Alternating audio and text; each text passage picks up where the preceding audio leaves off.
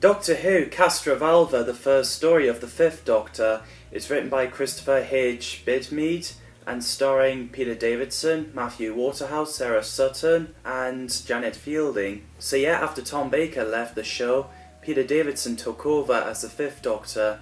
They wanted someone who's a physical contrast to Tom Baker and firmly established in the British public's mind. And they were impressed with Peter's role as Tristan Farnan in the All Creatures Great and Small TV series. No, nothing like that. This is a good old-fashioned remedy. I do rather wish you'd seen me in the first place, though.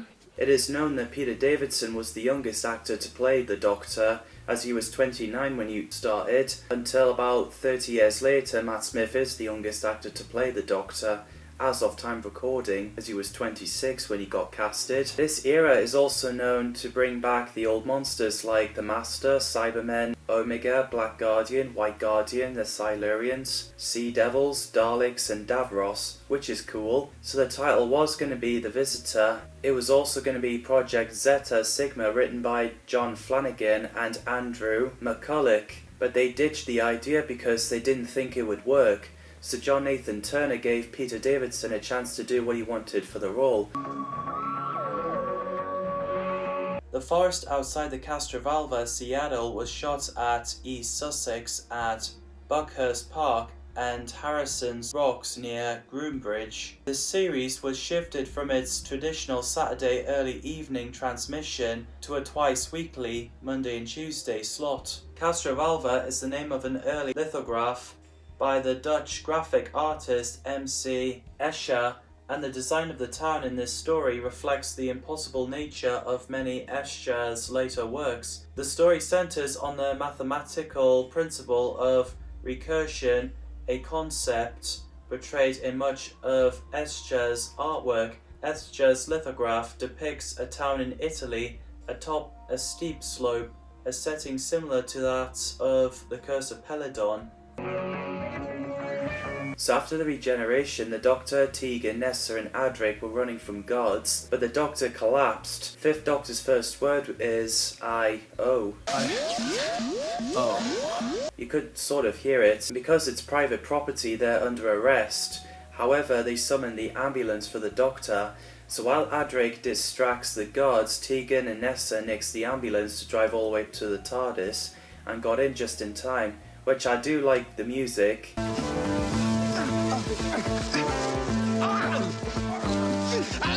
The Master's TARDIS appeared, knocking everyone except Adric out. So Adric went back in the TARDIS and followed the Doctor down the corridor. Ah, you've come to help me find the Zero Room. Welcome aboard. I'm the Doctor.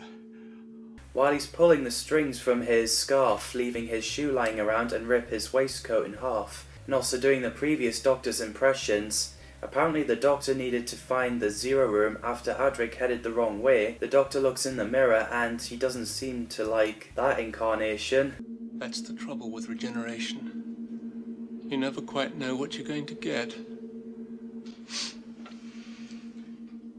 After blowing on a recorder, he picks up a cricket bat and changed his clothes and ran into Tegan and Nessa, so the Doctor was relieved that it was Tegan's lipstick on the wall after when he thought it was something else. So they found a Zero Room. The Doctor levitated and telling his companions what they should do to help him. It turns out the Master has captured Adric. While the Doctor's wandering in the smoke, Tegan and Nessa were busy reading the TARDIS scanner. The TARDIS is flying into this creation of galaxy with the Master saying farewell. Pretty intense there. Farewell, my friends. Obviously Nessa hated that face. Event 1 appears to be a reference to the Big Bang, the creation of the universe. However, it is repeatedly described in the story as the creation of the galaxy, which is believed to be a gradual coalescing of hydrogen predating the year's stars rather than a dramatic cosmic event. Dwellings of simplicity. Castrovalva. So after a while deleting the Zero Room, they saw on scanner that Castrovalva would be a good planet to make the Doctor feel better. So they build a box for the Doctor, the Zero Cabinet, then push the Doctor on a wheelchair to find Castrovalva. And I do love Nessa's face after when she fell in the water to pick the wheelchair up. While Adric is suffering from the effects being imprisoned by the Master, They carried on wheeling the Doctor. As the Zero Cabinet opened, the Doctor is gone and there is blood on the floor. Blood. He's gone. The Doctor's gone. I think Peter Davidson did a great job as the Fifth Doctor. His acting and chemistry with his companions is nice. Castrovalva Part 1 is the first episode ever to credit the Doctor as the Doctor instead of Doctor Who. Matthew Waterhouse played Adric, who's from E-Space. I like it. I think he's canny and does have great development. Sarah Sutton is Nessa, who's from Traken and lost her father because the Master used his body. She's brilliant. I love the character. She's definitely more cleverer than the Doctor, you know, like Zoe. Janet Fielding is Tegan Javanka, who's human from Earth, and sadly lost her aunt because of the Master when she's on her way to airport. She's independent and rebellious and has great development as well. Anthony Ainley as the Master is fantastic, well betraying, and you can tell that took the inspiration from Roger Delgado. When Anthony Ainley played as the Master and also Portreeve in Castrovalva Part 3, he was credited as Neil Toyney, an anagram of Tony Ainley, to avoid spoilers. The idea came from Ian Fraser, who later became the production manager on Doctor Who. He was also the husband of the director Fiona Cumming. Derek Warren played Shardavan, who's a librarian and individual created by the Master when creating Castrovalva. Michael Sheard played Murgrave, a doctor in Castrovalva. And of course Michael Sheard previously played Rose in The Ark, Dr. Summers in The Mind of Evil, Lauren Scarman in Pyramids of Mars, Lowe in The Invisible Enemy, and later played the Headmaster in Remembrance of the Daleks, and Orsino in The Stones of Venice, Big Finish Audio. Frank Wiley plays Ruther, a citizen of Castrovalva. He's great too. Dallas Cavill plays the head of security, who's in charge of security at the Pharos project. He does a great job as well. Dallas Cavill previously played Roadworks Overseer in Reign of Terror, Bors in the Dalek Master Plan, Trask in the Highlanders, and Sir James Quinlan in the Ambassadors of Death. The Castrovalvians are peaceful humanoids. They live on the planet Castrovalva, and just like their own city, they were created through block transfer computation by the power of Adric's mind under the supervision of the Master, who sees himself as a Castrovalvan's creator. And I thought it's a pretty good concept. Everyone did a great job. The set and effects are fantastic. Music by Paddy Kingsland, nicely done. So the Doctor gets taken inside the castle, and I like it when he picked up a celery and said, definitely civilization. As Tegan and Nessa arrived, they got shown where the Doctor is. So the next morning, Adric in the mirror speaks to Nessa.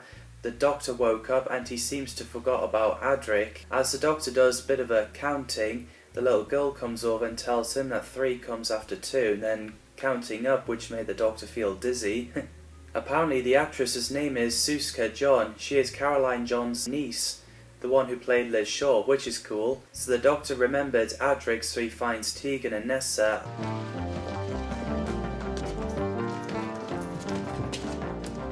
As they run around with great music and pretty scary, they find themselves stuck in a space-time trap. Someone's manipulating Castrovalva. We're caught in a space-time trap. After Murgrave and Shardavan were wondering what was going on, the Doctor gets taken back to his room, but his Zero Cabinet is missing, but the Castrovalvan were using it. So the Doctor got Murgrave to draw the map, and the perception is making him and Castrovalva not aware of the space-time trap. So Shardavan insists on helping pushing the Zero Cabinet. The Doctor isn't in there, and apparently Castrovalva is a fiction just like something off The Mind Robber. Turns out the Master has disguised himself as Portreeve. As Adric is free, the TARDIS team went away, the whole Castrovalva, and restrained the Master, and as the TARDIS team are outside the castle, it disappeared. The Doctor sticks his celery on his jacket. Tegan thought it was her who landed the TARDIS, but she was disappointed when it was Adric pre-programmed it. The fact that Adric is still recovering from being imprisoned by the Master was an accident because Matthew Waterhouse had a hangover. He drank too much Campari the night before, and during filming the scene where the Doctor and Tegan were discussing who fly the TARDIS, Matthew threw up behind the tree. So that's Castrovalva. It explores great stuff like the regeneration side effects and a fictional Castrovalva. What did you think of this serial? Drop your thoughts on the comments down below.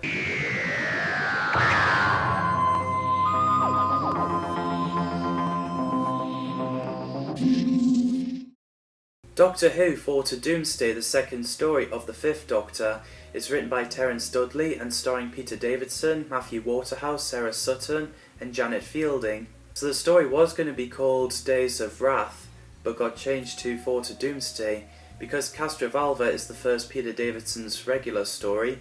Originally the Doctor was going to have two companions, which are Tegan and Adric, after Castrovalva, but Peter Davison wanted to keep Nessa in because she's more suited to his vision of the Doctor, which I'm glad that they kept her, because I do love Nessa. Thank you, Peter Davison. The effect of spaceship flying in space is nicely done for low-budget series and its time. So the TARDIS team arrived in a spaceship accidentally as the Doctor tries to get Tegan back to Heathrow Airport for her job. So the Doctor puts a helmet on and takes a look around as the oxygen isn't great.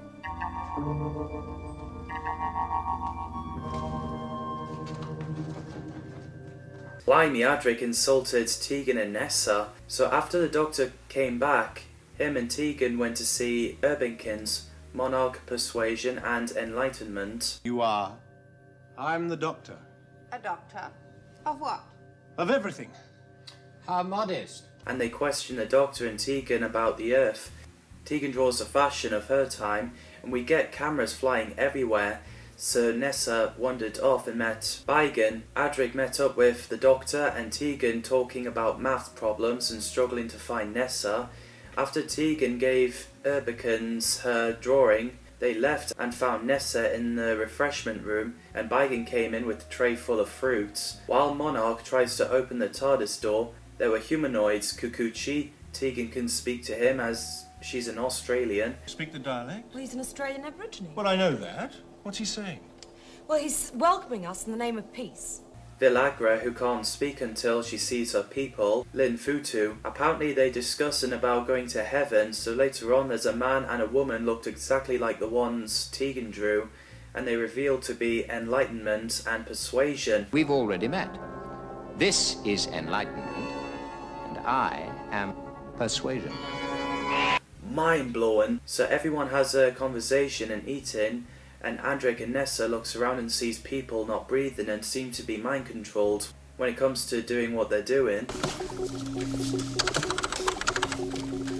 They've all got one of these. Meanwhile, the Doctor and Tegan were watching the show and acting like as though they're enjoying themselves. The fight scenes and performances are great.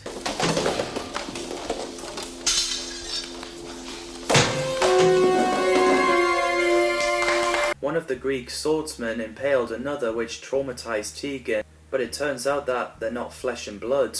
People got themselves repaired in the machine, so Monarch orders them to capture Nessa and Adric. Bigan reveals to be Android. The effects of his chest open like it's made of paper, and lifting his head like that is nicely done.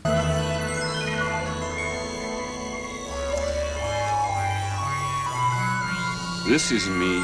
Again, Peter Davison is great as the Fifth Doctor. He's a joy to watch. Matthew Waterhouse, Sarah Sutton and Janet Fielding as Adric, Nessa and Tegan Javanka are great as well. That's actually my true opinion. I like all Doctors and I like all companions. Paul Shelley and Annie Lambert played Minister of Persuasion and Minister of Enlightenment. The Urbinkins. Stratford Johns played Monarch, the leader of the Urbinkins. They're great as the villains. Love to see more. And the plan to wipe out humanity from Earth. Let's look at the humans converted into androids. Philip Locke played Bigan, a Greek philosopher. Ilario B.C. Pedro played Kukuchi, an Australian Aborigine, and Tegan can communicate with him as Australian from the city of Brisbane, was able to speak with him in his language. Nadia Hammond played Villagra, a Mayan princess who couldn't talk until she reunites with her people, as I've already mentioned. Bert Kwok played Lin Futu, a Chinese Mandarin in the events of the Futu dynasty, which doesn't happen in real life. The casts did an incredible job. The sets and effects are so good for its time and low budget. The music by Roger Lim is great as well. After Bigan covered himself back up, the Doctor realises that Urbinkins are evil. When Tegan learns the truth, she understandably was scared and wanted to warn the Earth. So she and the Doctor had a bit of an argument. Then he and Bigan left. Adric tells Monarch about the Doctor and his TARDIS. Obviously Nessa wasn't happy about it, So Monarch sends Adric to find the Doctor so he can have a look inside the TARDIS, and Nessa stays behind to get hypnotised. Your eyes are getting heavy. They are getting heavy. Adric finds Tegan. Adric thinks Monarch is a good guy. Tegan plans to get away, so she knocks Adric down on the ground after a mini fight and left. Now look, I'm not going to let you do anything silly. She quickly goes in the TARDIS and kept trying anything clever in order to get away from the ship. The Doctor and Beigen has found Nessa in the machine, but she's alright thankfully. They try to figure out something to stop Monarch. As Adric woke up and Tegan managed to dematerialise the TARDIS, he came to tell the Doctor what happened. Lin Futu told Monarch what happened, so he sends Persuasion and Lin Futu to decircuit Beigen and beheaded the Doctor by those hoplites. Quite a brutal cliffhanger. No! No! Luckily Nessa uses sonic screwdriver and pencil on the disc of their hands and stopped. So Monarch orders Persuasion to bring in the Doctor and Adric, so they had a bit of a chat, so eventually the Doctor and Adric goes back to the shows.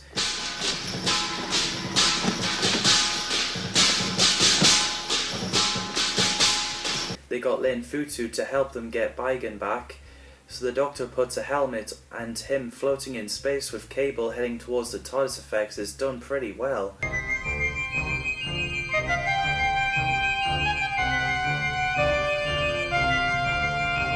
So after Decircuit, Persuasion and Enlightenment, the Doctor managed to boost himself by throwing his cricket ball on the spaceship and throwing itself back to him like a boomerang. He's reached to the TARDIS, and I loved his line when he says, "You're spoiling my concentration." How on earth did you... You're spoiling my concentration. So after landing the TARDIS back to the ship, the TARDIS team put their helmets on, the Doctor's helmet gets repaired. So in the end, as they headed back to the TARDIS, the Doctor threw a poison at Monarch, which shrunk him and put a helmet over him because apparently he's partly flesh. So after going back inside the TARDIS and dematerialised, Nessa passed out. Except Nissa never repaired the time curve indicator. Doctor, Yes, sir? So yeah, that's 4 to Doomsday, and it has got some great ideas in there with the story. What did you think of this story? Drop your thoughts in the comments down below.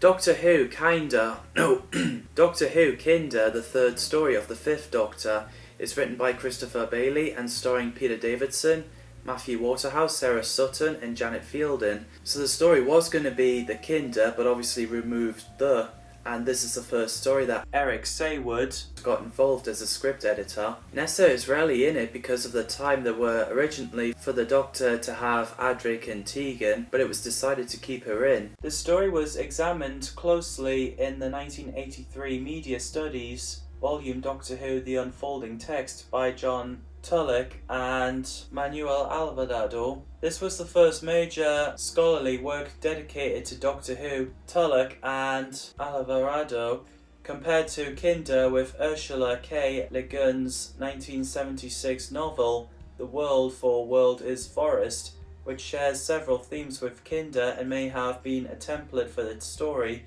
The Unfolding Text also examines the way Kinder incorporates Buddhist and Christian symbols and themes, as well as elements from the writings of Carl Jung. So we get a funny opening scene where Sandal gave Hindle a fright with a mask. Meanwhile, Tegan is wandering around. Nessa and Adric were playing chess together, then Nessa is passing out again. So she gets taken back inside the TARDIS to rest. So the Doctor, Tegan and Adric has a look at those wind chimes.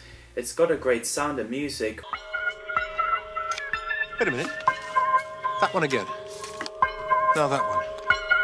While Tegan is feeling dizzy and passing out, Adric finds a machine object called TSS, Total Survival Suit. After Adric closed the door, it came to life and it took the Doctor and Adric to the base, and they get questioned by Sandal. An apple a day keeps the, No, never mind.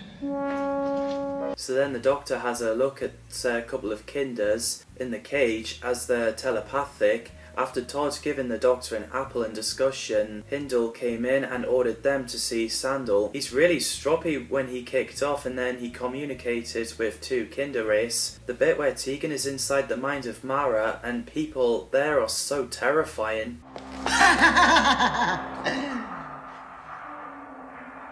I suppose you're also going to tell me I don't exist. I get Insidious vibes. That's well done for low budget and its time. So eventually Sandal left Hindle in charge. As soon as Sandal left, Hindle held the Doctor, Todd and Adric at gunpoint. There's 2 Kinders pointing guns at them, and Hindle claims he has the power of life and death for everyone. Scary stuff. You forget, I'm now in command.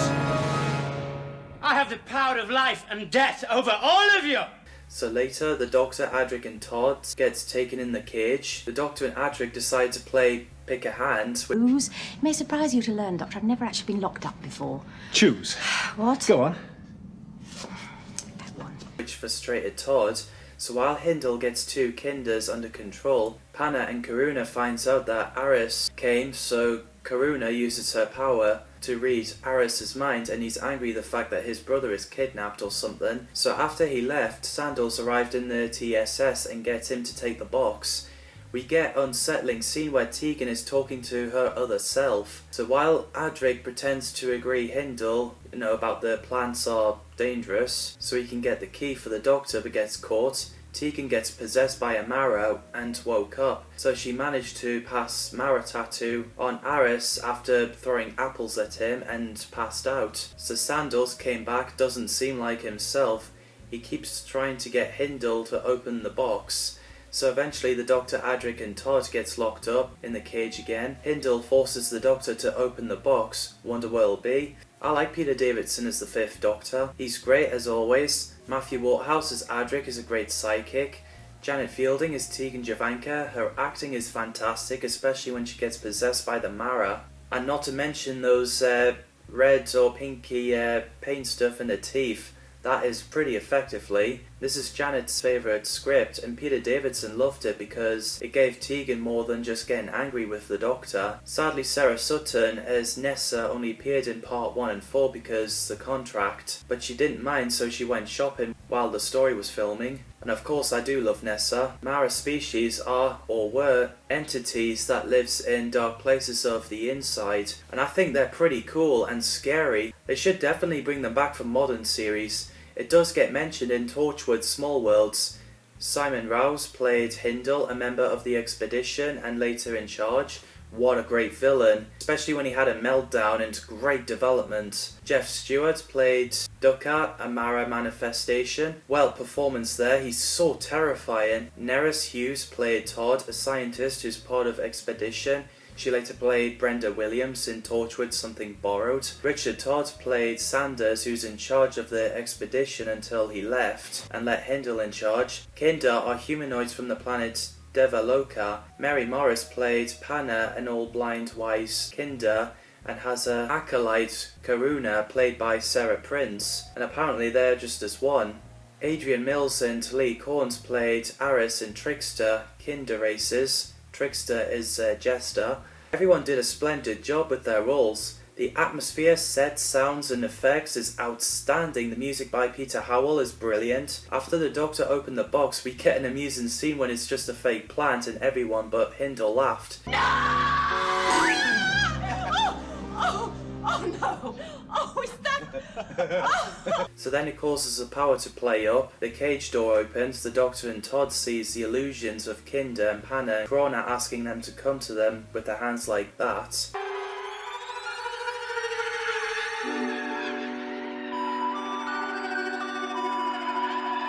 So the Doctor and Todd made a run for it into the planet's surface and get surrounded by many Kinder. The bit where Trickster flipped and landed on his back, I was like, oof! I mean, did that actually hurt him? I hope he's okay after that.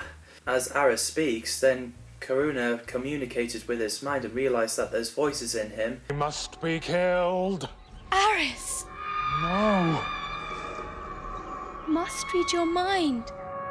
So she took the Doctor and Todd to the cave where Panna is. It's really funny when she calls the Doctor an idiot.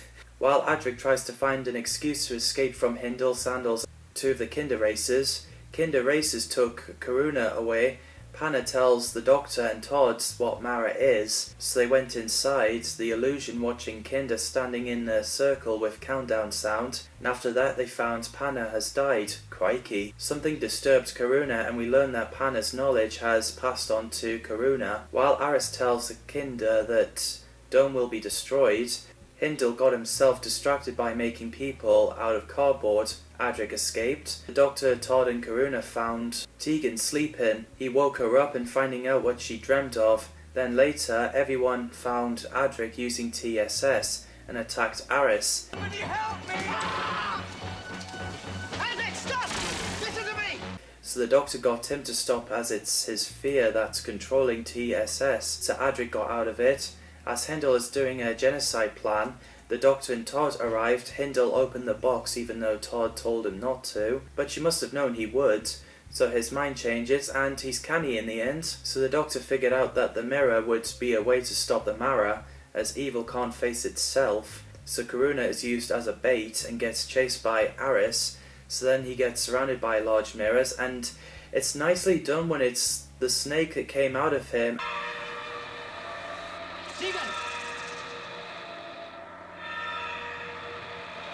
Both original and CGI replacement worked really well. So in the end, everyone said goodbye. Nessa has recovered. Saying the title of the story makes me craving for Kinder. So this is a kind of good story. Okay, I do think it's a really great story. I get goosebumps from this. What's your thoughts of Kinder? Drop your thoughts on the comments down below.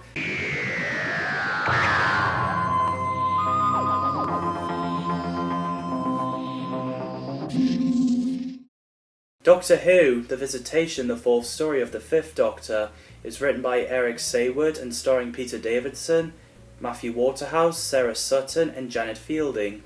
So the story is set in London, 19th century, and there's a race called Pteroleptus who plans to spread deadly plague on humanity in order to make Earth their new home. This is one of Peter Davidson's favourite stories he's done. So the serial begins in 17th century, where a family gets a mysterious alien breaking in, and that scene is nicely done. It's so unsettling. So in the TARDIS, the Doctor tells Adric off for what happens in the previous serial, Kinder, as he uses TSS and wounded Aris. So Tegan gets ready for Heathrow Airport and concerned about Mara still in her.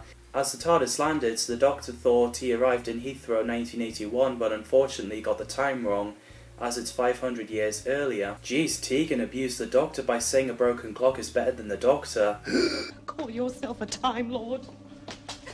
Broken clock keeps better time than you do. At least it's accurate twice a day. So after the whole group goes out the TARDIS, they walk through the woods, and there's villagers attacking. The Doctor and his companions does great fighting techniques, so they outrun the villagers. Adric tripped and hurt his ankle and lost his homing device while got into a fight, so Richard Mace, who's in the tree, scared the gang away. So the Doctor and his companions with Richard Mace went inside the barn and discussing about a mysterious alien. So then they went to Manor House. The horse riders really have no road sense, like Tegan said. I'm calling on the master of the house, not his servants. Please, sir, knock with a little more humility. You knock. So the Doctor and Nessa found a way. The Doctor found a stairs that leads to a wall. Nessa let Adric, Tegan and Richard in. They discovered that the Doctor has disappeared, but he actually went through a wall as its holographic energy barrier, and someone was locking the door behind them. As everyone realised about the wall, they went through and searching for stuff. The same person came through who turned out to be an android dressed up as a Grim Reaper, which is a great design. So it stung Tegan and Adric, but the Doctor, Richard and Nessa managed to escape. Your brain is addled, sir. That was death. You saw the effect my pistols had on it. Oh, it takes more than a pair of flintlocks to damage an android. The Doctor figures out a way to stop the androids and suggested to Nessa to create something to stop it. So Adric and Tegan are strapped on the metal bed, and Pteroleptal leader were questioning them on where they're from, as he realised what the Doctor has got and what he's capable of. That isn't a very original observation. I know that he is not of this planet or time. What rubbish. As the Doctor, Richard and Nessa reached to the escape pod, they were followed by the villagers, mind-controlled by a bracelet from Pteroleptal. Nonsense, sir. That glow is a conjuring trick. I'm a man of the theatre. I'm not impressed by trickery, however clever it is. So after one of them shot an arrow inside, Nessa sealed the door, so after moments later, they managed to get away. Richard is knackered after a walk and refuses to keep going unless he's on a horse. So the Doctor wanted to speak to Miller, so he gets Nessa to go into the TARDIS, while he and Richard, however, investigates the barn. Meanwhile, as Adric and Tegan found a way to escape and open the window, Adric got away but Tegan is recaptured. So after Miller got away with the horse, the villagers came into the barn and about to execute the Doctor and Richard. The Doctor says not again, which I assume he's talking about what happened in Fort Doomsday when those swordsmen were about to slice his head off with a sword. Peter Davidson again is great as the Fifth Doctor. Matthew Waterhouse, Sarah Sutton and Janet Fielding are great as Adric, Nessa and Tegan Javanka. That's my honest opinion. Michael Robbins played Richard Mace, who's a highwayman. He's fantastic, the actor goes for it. He's well written. It's a pity that he only appeared in one story, as they should have given more than one story, or even a companion. How amazing would that be? Richard Mace, at your service. Pteroleptal are a reptilian race from Pteroleptopus who loves art and beauty, and I think they're pretty cool. Another monster they should bring back in Doctor Who.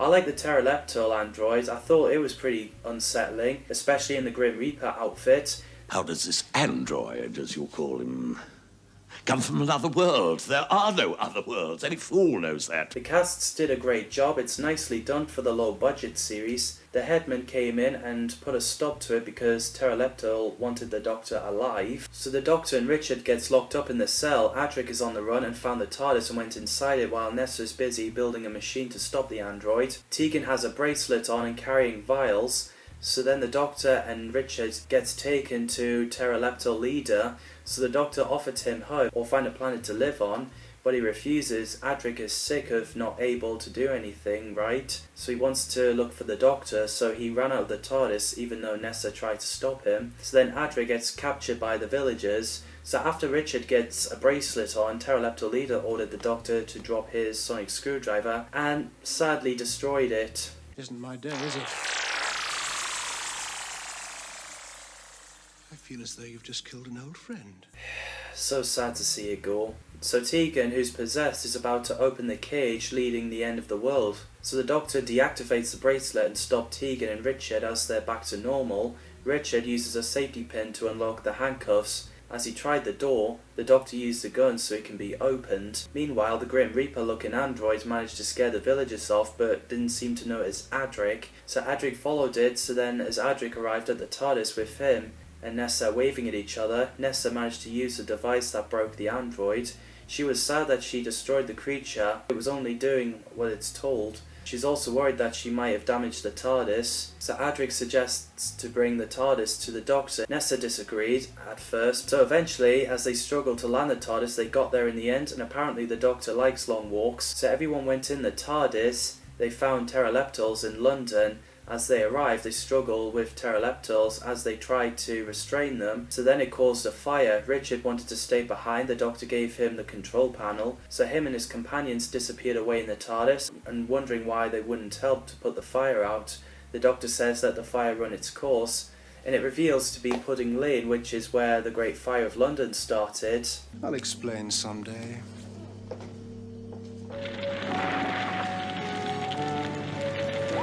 My half-brother is learning about that at school as of time recording. I think this is a great story, well written. What did you think of The Visitation? Drop your thoughts on the comments down below.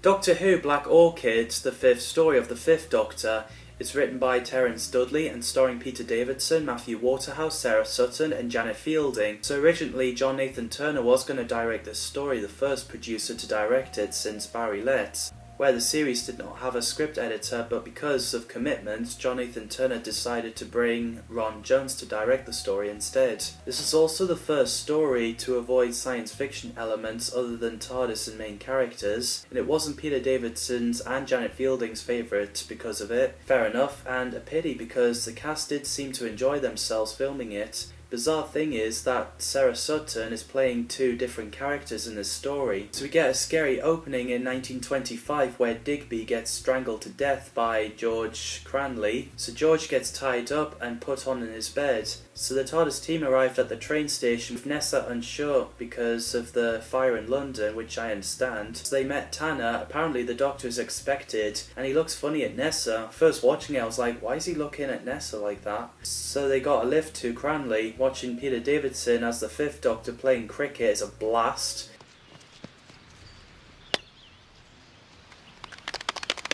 Well played, sir. Crazy thing is, Nessa looks exactly like Charles's fiancée, Anne Talbot. Anne Talbot, my fiancée. This is Nissa. How do you do? How do you do?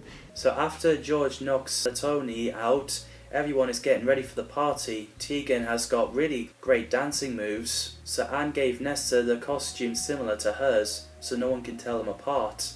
Meanwhile, as the Doctor is in his bathrobe, the wall opened and he went through stuck in the secret passage, so he tries to find the way out but ends up in the corridor with a few doors, and one of them is a cupboard where a corpse is in.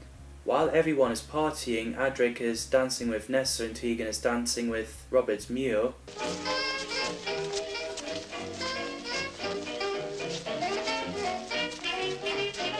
So George dressed up as Harlequin. Not Harley Quinn, Harlequin. The costume the Doctor was supposed to wear for the party. He dances with Anne and end up taking her into the hall, so after she realises something isn't right, he grabbed hold of her, killed a servant, and Anne passed out. Crikey.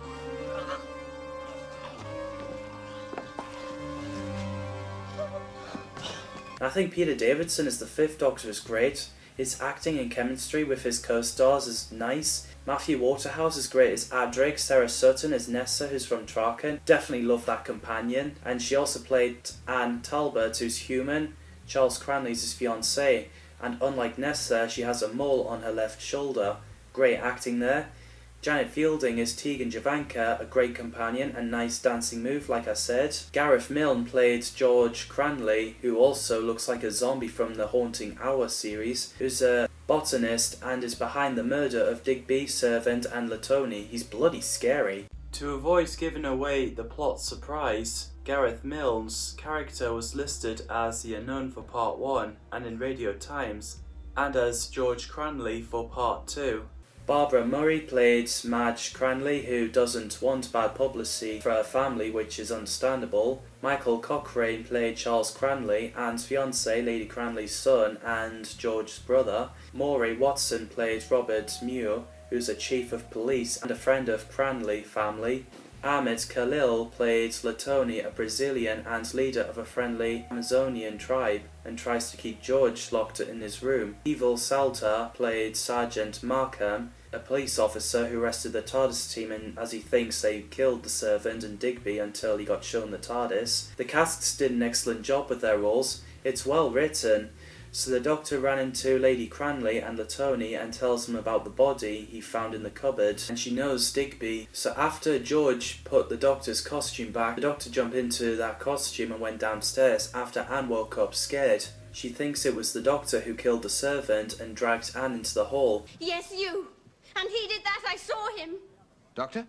I'm afraid Miss Talbot is mistaken. I've just this minute come down the stairs. I am not mistaken. While Robert Muir is confronting the Doctor, Lady Cranley refuses to answer what she knows and lets the Doctor get arrested, so Adric, Nessa and Tegan gets told to go inside. So the police arrived. Because they think the Doctor is telling lies about who he is and the TARDIS, the Doctor and his companions get taken away. So the Doctor suggested to stop at the train station to find the TARDIS, but it was gone, but it turns out it was taken to the police station. So the Doctor showed the police the inside of the TARDIS and apologised to the Doctor. So everyone arrived back at Cranley's. George has caused a fire on the house, so he kidnapped Nessa, mistaking her as Anne. So the Doctor went after him and got George to know it was Nessa he took, so he gave her back to him. So sadly George fell off the roof and died. Thank you, George.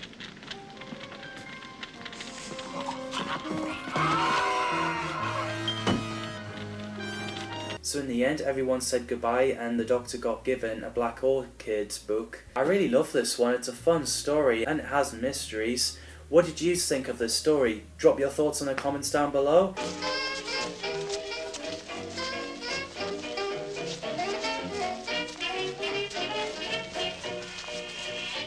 Doctor Who Earthshock, the sixth story of the Fifth Doctor, is written by Eric Saywood and starring Peter Davidson, Matthew Waterhouse, Sarah Sutton and Janet Fielding. So the title was going to be Sentinel. John Nathan Turner wanted to bring the Cybermen back before the title later got changed to Earthshock. He wanted to keep it a secret, so he told Eric Saywood not to mention Cybermen in the title. First time since Revenge of the Cybermen, so they filmed the cave scenes in part 1 at Springwell Loch Quarry near Rickmansworth, Hertfordshire, on 29th of October 1981. They scavenged Nostromo set built for Alien movie building Cyberscope prop. Sadly, this is the last story that Peter Grimwade directed because him and John Nathan Turner had a fallen out, which happens. At least he's written Time Flight, Mordreen Undead and Planet of Fire. So the story begins with Lieutenant Scott and his team with Professor Kyle at the quarry climbing up the slope. Apparently something attacked Kyle and her mates, but she seems to be the only survivor. So while Walters and Snyder, not Zack Snyder, stay up to look at the scanner, the rest went into the cave, followed by 2 androids. We get bizarre mysterious flare effects on the scanner, so while the Doctor shows Adric the Black Orchid book, he's in a huff because the Doctor listens to Nessa and Tegan more often than he does with Adric. He later revealed that he wants to go back to Pterodon with his kind, which caused the argument between the Doctor and Adric because it involves the TARDIS going back to E-space, and very dangerous. And I will find someone who will take me! E-space is another universe. There isn't a taxi service goes back and forth. However, Adric can calculate the doorway to E-space, so the TARDIS arrived in the caves and the bones there turn out to be dinosaurs as something crashed. Meanwhile, a few of Scott's team members are killed by androids. After separating from them, the bodies look so gross, as they're melted by the looks of it. Ugh. So the Doctor, Nessa and Tegan went further into the mine and ran into Scott and his team, who thinks the Doctor killed people there. So while he gets the Doctor to open the hatch, the androids arrive as they take cover with awesome fight scenes. Who are they? Androids. The revealing of Cybermen is excellent. Destroy them! Destroy them at once! I reckon people watching this on live would be mind blown. Due to the success of flashback sequence in Logopolis for the 4th Doctor's regeneration scene, John Nathan Turner consulted with the series' continuity advisor Ian Levine and asked him to prepare another such montage for the story. Levine selected one clip from all the past Doctors apart from 3rd Doctor John Pertwee, who never had any Cybermen story despite the illusions. Levine's selected clips were 1st Doctor William Hartnell from the 10th Planet, 2nd Doctor Patrick Troughton from The Wheel in Space, although the leader mentioned the events from the Tomb of the Cybermen, but the story was missing at the time, and 4th Doctor Tom Baker from Revenge of the Cybermen. It is a cool scene. So everyone is firing laser at the androids, but it isn't working. So eventually Adric attacked one of them, and everyone blasted the other, and it worked. So the Doctor opened the hatch, and it turns out to be the bomb.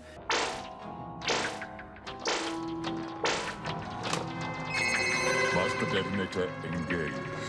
So everyone ran into the TARDIS to sort it out with the console, but Cyber Leader is fighting back. So the Doctor and Adric managed to defuse the bomb, so the Doctor wanted to know where the bomb was coming from. After the Doctor and Adric said sorry to each other, which is a nice moment, and Adric didn't want to go home after all, the Doctor and Adric went out the TARDIS and has a look around in the freighter. The year they're all in is 2526 AD. Ringway is frustrated that Captain isn't there, assuming that she's missing with the crew. But she came back, and I love it when Berger tells Ringway to smile when he's talking to the crew. Would be freaky and informal. Hey, yeah, Berger, the Captain's missing with the crew. Is she gonna... I mean, is that right? Is she gonna be okay? Who knows? So Captain Briggs left for a bit until after Berger told her that she saw 2 intruders, the Doctor and Adric, so a couple of crew members saw something and got murdered.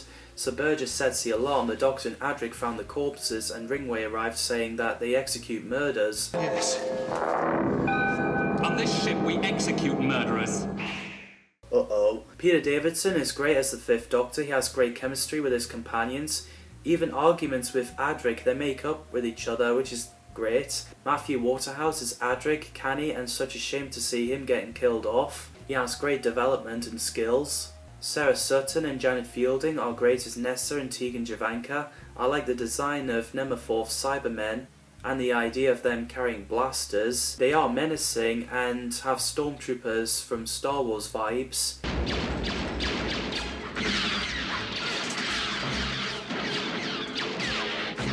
Even Peter Davidson picked them as his favourite Cybermen design. The good thing about able to see their mouths through the mask is that you can tell they're humans converted.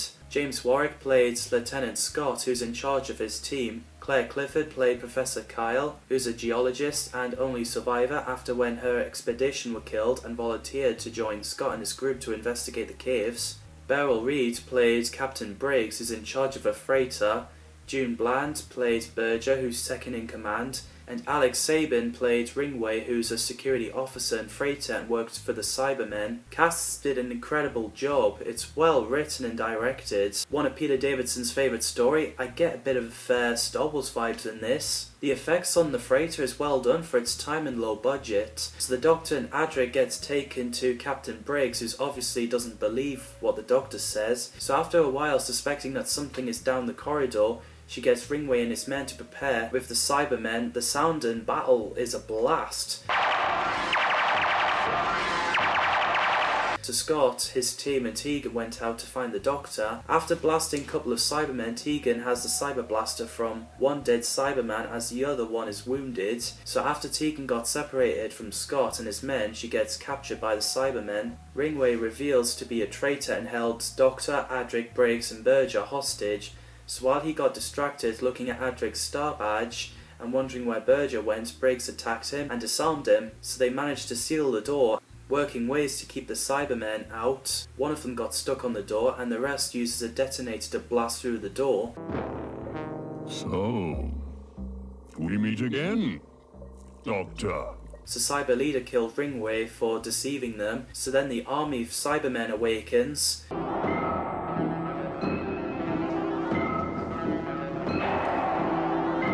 Tegan reunites with the Doctor. Cybermen plans to crash the freighter into the Earth and wipe their lives out. The Doctor explains what life is, which is a great speech. Sunset, eating a well-prepared meal. These things are irrelevant. For some people, small, beautiful events is what life is all about. But Cybermen didn't give a crap, and so the Cyber Leader and the Cyberman went into the TARDIS with the Doctor and Tegan so they can get off the freighter, while Adric, Briggs and Berger are to stay behind. It's so sad to see the Doctor saying good luck to Adric, especially we know what's coming. So Scott and his crew met up with Briggs. While the TARDIS got off the freighter, it ended up warping into another time, which is why it's fading. After Briggs, Berger, Scott and his surviving crew got in the escape pod, Adric refuses to leave and kept cracking the code to save the Earth. The rest of the TARDIS team figured out what caused the death of a lot of dinosaurs was the freighter. So the Doctor uses Gold Star for Cyber Leader Jess to poison him.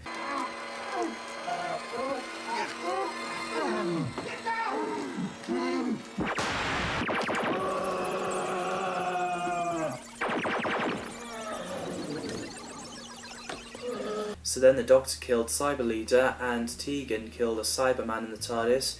We get an emotional scene where Adric never knew if he was right.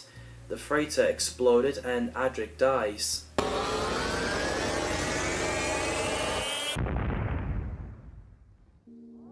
It's so sad. It works pretty well when the end credits came with shattered star badge and silence with text going up. First watching it, I thought there was something wrong with my TV.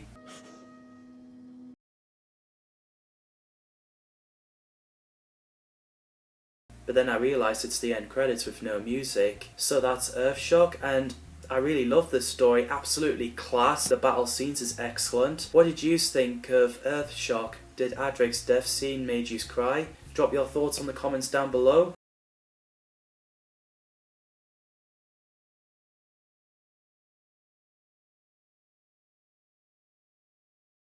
Doctor Who Time Flies, the seventh story of the Fifth Doctor.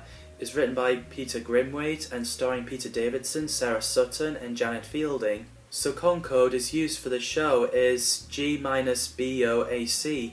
At the time it was flagship of the BA fleet. They filmed prehistoric scenes in Studio 8 with Concorde's model as they ran out of budget at this point. So the serial begins at the Heathrow airport and one of the aeroplane disappeared from the scanner, so the TARDIS team drops Briggs, Berger, Scott and his crew back off into their time, and Cyberfleet dispersed. Tegan and Nessa ask the Doctor if he could quickly go back to Freighter and save Adric, but the Doctor refuses because the laws of time he couldn't break, so everyone accepts that Adric has died, along with his brother Vash, so the TARDIS team arrived in the airport and spotted by security. So they get into trouble by the police, so the Doctor suggested them to call UNIT and sent his regards to Brigadier Lethbridge Stewart. Are you responsible for this, Boxer? Well, I tried to be. So after working things out, the Doctor, Tegan and Nessa went in the plane and met Captain Stapley, Bilton and Scobie. The TARDIS is in the plane.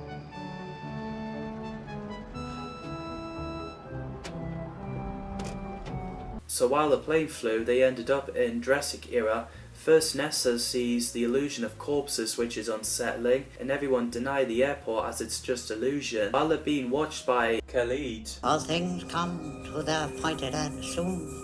Bilton and Scobie tries to get Angela and Culshaw to snap out of it. Plasmutation appeared and took Bilton and Scobie away, so then it's taken the Doctor. Well, apparently not. The Doctor is in the bubbles and the voice is calling for help. Then it released the Doctor as they plan to find crew, passengers and the TARDIS as it's been taken away as well. Professor Hayter came and he's already aware of the hallucination. Nessa seems to be struggling breathing, which is scary, and something is taking over her and saying stuff about do not approach Citadel and return to the ship.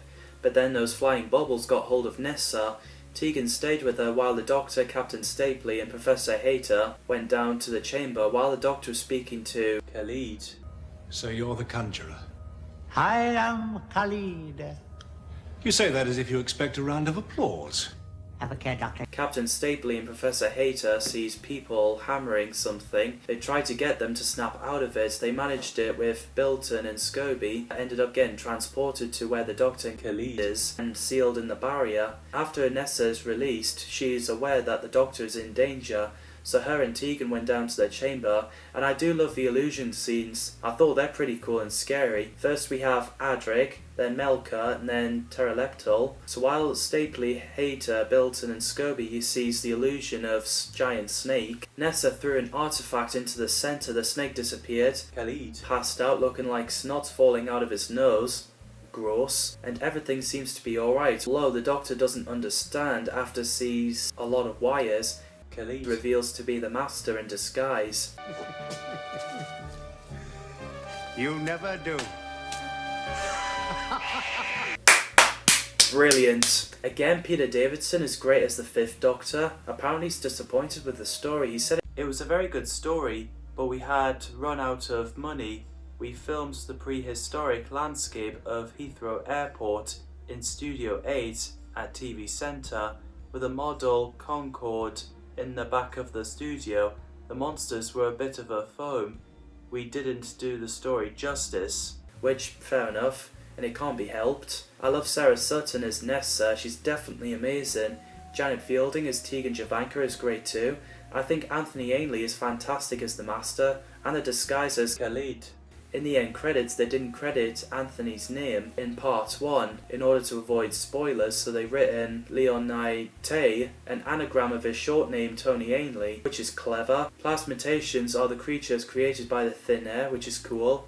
Zerafin or Zerafan are a bioplasmic organism from the planet Zeraphus, looking pretty cool. Richard Easton played Stapley, the captain and pilot of the Concorde. Nigel Stock played Professor Hayter, who's a passenger. Keith Drinkel played Roger Scobie, an engineer. Michael Cashman played Andrew Bilton, the first officer. Judith Byfield played Angela Clifford, a stewardess. The casts did a great job. They also brought Matthew Waterhouse back as Adric, only for Illusion cameo because of his contract is extended to Time Flight, which is nicely done. Roger Lim does a great scores in there. So yeah, the Master has escaped from Castrovalva. He threatened to shrink Stapley, Bilton and Scobie to death if they stopped the Master from nicking the Doctor's TARDIS, so he did. So the Doctor and Professor Hayter went down where everyone is and they stopped hallucination. Angela was confused. The Doctor and Professor Hayter revealed to Nessa and Tegan that the Master is there. Meanwhile, the Master came back, so Captain Stapley and Bilton sneaked and figuring out how to close the TARDIS, so then they hid in the corridor while the Master is operating the TARDIS. After sorting devices out, the Master caught them, left it on automatic, leaving Stapley and Bilton flying away in the TARDIS. So after Professor Hayter sacrificed himself enabled the Xerophon, the Doctor, Ness and Tegan met Xerophon, so eventually transferred to the Master's TARDIS, and the Doctor thinks he might be finally defeated. Uh-oh. So the projection of Professor Hayter came into the console room and helped Captain Stapley and Bilton to get back where the Doctor is. He is amazed that Captain Stapley managed to bring the TARDIS back, but he revealed it was Professor Hayter's hologram as he died. So eventually, as they get to the service, the Doctor makes a deal with the Master. Let the people go so he can promise his freedom, so they did, taking parts of the TARDIS and fixing the plane. The Master is starting to be trigger happy because he doesn't have patience. And I like the bit where Tegan is telling the passengers to get on the plane. She would make a great crew. As everyone is on the plane and the Master disappeared away in this TARDIS, everyone is back in their own time, but the Master is now stranded in Xerophas. As Captain Stapley explained where he's been to Sheard, he's unsurprisingly disbelieved him, so Tegan went down to the airport looking at International Departures Gate. Meanwhile, the Doctor is in trouble with the police again. He quickly ran away in the TARDIS with Nessa disappeared away with Sheard talking to Stapley about discipline, but becomes speechless when he saw TARDIS dematerialised. Tegan was too late as the Doctor is gone, as they planned that ending scene in Time Flight to make it like a cliffhanger, so they didn't actually plan for Tegan's permanently farewell scene for the story, which is clever, as next time we'll see her is in Arc of Infinity Part 2. So there we are, well written. It's great advertising for Season 19 Blu-ray box set with the video of Javanka Airlines, with Janet returned as Tegan. There's definitely great lines in that video. I really, really need to get back to Heathrow. Hey, that's my line. Yeah. Great thing about those box sets, not only we get to watch all stories in each season, but the list of these things. So, what did you think of Time Flight and Season 19? Let me know in the comments down below. Thanks people as always for watching, and see you in the next video.